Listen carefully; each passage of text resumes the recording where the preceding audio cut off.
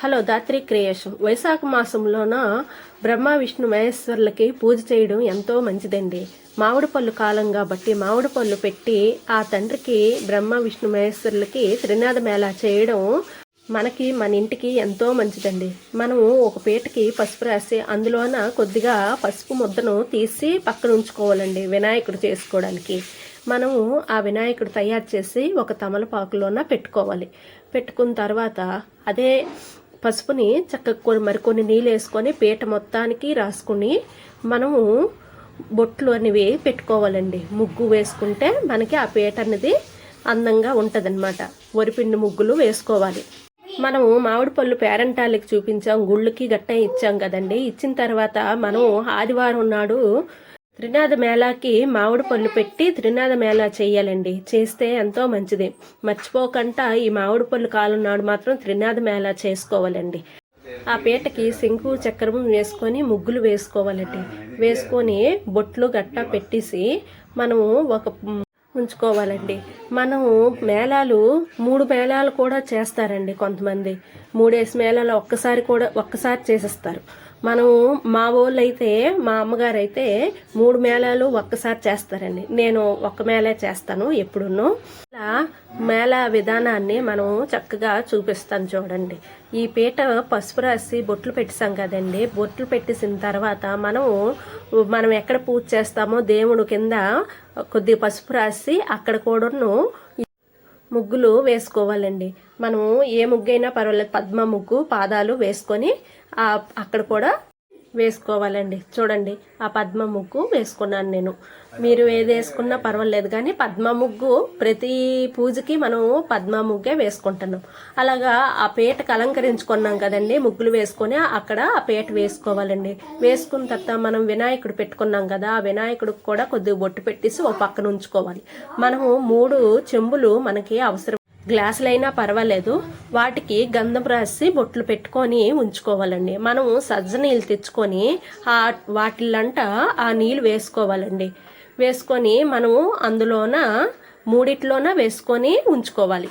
ఉంచుకున్న తర్వాత వాటిలోన కొద్దిగా పసుపు కుంకుమ వేసుకున్న తర్వాత మనము మర్రాకులు తెచ్చుకున్నాం కదండి, ఆ మర్రాకులు కూడా పెట్టుకోవాలి. అలాగా మర్రాకులు పెట్టుకుంటే మనకి మేళాకి అవన్నది అవసరం అన్నమాట.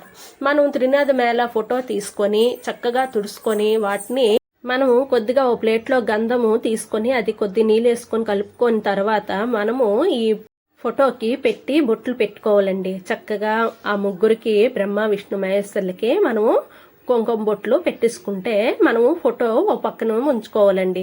అన్నీ ఒక్కొక్కటి రెడీ చేసుకుంటే కదా మనకి మేళాకి అవన్నీ సమకూర్చుకొని మనం ఒక్క దగ్గర పెట్టుకుంటే ఒక్కసారి అమర్చుకోవచ్చు అనమాట, పెట్టేసుకోవచ్చు. అలాగా ఫోటోకి బొట్లు పెట్టేసి ఒక పక్కన ఉంచుకోవాలండి. ఉంచుకున్న తర్వాత మనము ఈ ఫోటో దాని మీద పీట మీద పెట్టేసి మనము ఒక మరికొమ్మ తీసుకొని వాటి ఫోటో మీద మనము పెట్టుకోవాలండి. పెట్టుకున్న తర్వాత మనము వినాయకుడు తయారు చేసుకున్నాం కదండి, ఆ వినాయకుడు కూడా ఎడమ పక్కన పెట్టేసుకొని మనము ఈ 3 కలిసలు 3 పెట్టుకోవాలండి. 3 పెట్టేసుకోవాలి. ఫోటో కింద పీట మీద అలా పెట్టేసుకొని అమర్చుకోవాలండి. అమర్చుకున్న తర్వాత మనము ఈ తమలపాకులు ఉన్నాయి కదండి, ఆ తమలపాకులు కూడా చెక్క పెట్టేసి 3 భాగాలుగా చేయాలన్నమాట. 3 భాగాలుగా పెట్టాలి తమలపాకు చెక్క. అవి ఆకులు మనము గ్లాసులు కలిసలు పక్కన 3గా సర్దుకొని ఉంచుకోవాలండి. మనం పువ్వులు కూడాను దేవుడికి చక్కగా అమర్చుకోవాలి. దండ పెట్టచ్చు. నాకు పువ్వులు ఎక్కువ దొరకలేదు, అందుకు నేను దండ అమర్చలేదండి. పువ్వులు పేర్చేసుకున్నాను. మనం గంజాయి కూడా అవసరమండి. మేళాకి కంపల్సరిగా ఉండవలసింది ఆకు, చెక్క, గంజాయి, నువ్వుల నూనె అండి. ఈ 3 అవసరమేనండి. గంజాయి కూడా ఒక పక్కన ఉంచుకున్న తర్వాత మనము మట్టి దీపాలు ప్రమిదలో ఉంచుకొని నువ్వుల నూనె ఇంపార్టెంట్గా నువ్వుల నూనె ఉండాలండి. నువ్వుల నూనె ఆ ప్రమిదలలో వేసుకొని మనము వాటిల్లంట ఒత్తులు పెట్టుకోవాలండి. కొసలు తడుపుకొని మనం అలా పెట్టుకుంటే వెలిగించిన వెంటనే వెలుగుతాయి అన్నమాట. ముందు మామూలుగా పెట్టేసి ఇలా కాకుండా ముందే నానుపుకొని అలా పెట్టేసుకుంటే మనం వెలిగించిన వెంటనే వెలిగిపోతాయి. అవి పూజ అమర్చిన తర్వాత మనం ప్రసాదానికి వడపప్పు 1 గ్లాసుడు నానేసుకొని ఉంచుకోవాలండి.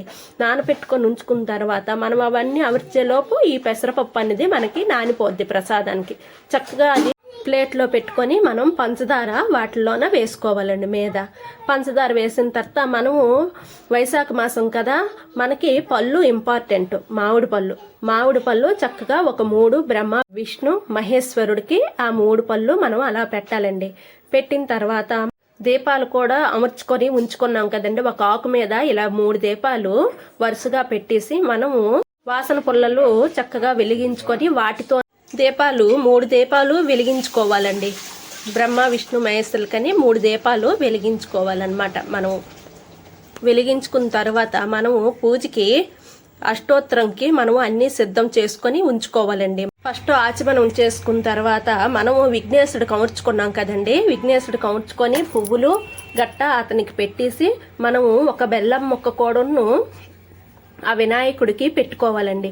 పెట్టుకున్న తర్వాత మనము ఆ వినాయకుడికి గరికిపోస ఇష్టమండి. అవి తెచ్చుకొని మనము విఘ్నేశుడికి అక్షంతాలతోని ఓం గం గణాధిపతయే నమః అనుకొని మనము విఘ్నేశుడికి పూజ చేసుకోవాలండి.